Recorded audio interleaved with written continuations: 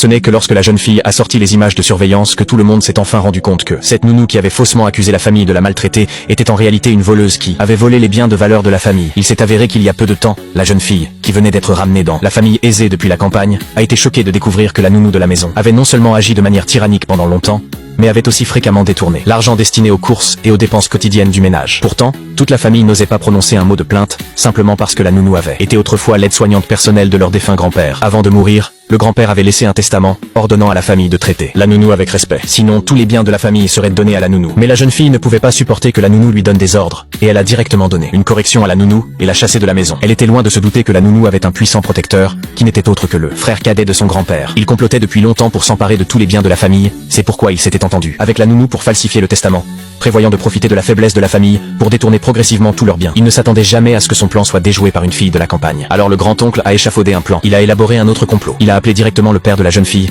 et a dit qu'il voulait organiser une cérémonie de reconnaissance familiale. Un banquet pour la jeune fille. Mais le jour du banquet, il a fait venir la nounou pour qu'elle crée un énorme scandale, accusant faussement la famille de la jeune fille de ne pas respecter la volonté du grand-père et de la maltraiter, et même de l'avoir chassée de la maison. La nounou a même prétendu que la seule raison pour laquelle la famille de la jeune fille organisait cette cérémonie de reconnaissance était de faire du spectacle et de s'attirer les faveurs du public. Après tout, pourquoi ne s'était-il jamais donné la peine de retrouver leur fille perdue toutes ces années, mais l'avait soudainement ramenée juste après la mort du grand-père? En entendant cela, la foule s'est mise à chuchoter et à murmurer. Les parents timides de la jeune fille ne savaient pas quoi faire face à cette situation. Cependant, la jeune fille s'est avancée à nouveau, déclarant qu'elle cherchait la nounou depuis le début, voulant qu'elle rembourse l'argent qu'elle avait volé à la famille. Elle n'aurait jamais pensé que la nounou tomberait elle-même dans le piège. Quand la nounou a entendu cela, elle a immédiatement eu l'air un peu troublée. Ce n'est qu'après avoir reçu un signal du grand-oncle qu'elle a trouvé le courage de commencer à piquer une crise, traitant la fille de paysanne qui portait de fausses accusations contre elle. Mais la seconde d'après, les parents adoptifs de la jeune fille de la campagne sont soudain arrivés, grondant avec colère la nounou pour avoir osé traiter leur fille de paysanne. Sa mère adoptive a même donné une gifle si forte à la nounou qu'elle l'a fait tomber. Voyant cela, la nounou s'est mise à agir sans vergogne, insultant toute la famille de la jeune fille, en les traitant de campagnards sans éducation. Mais quelqu'un d'observateur a reconnu que le père adoptif de la jeune fille était un professeur d'université réputé qui jouissait d'une grande réputation dans tout le pays. À ce moment-là,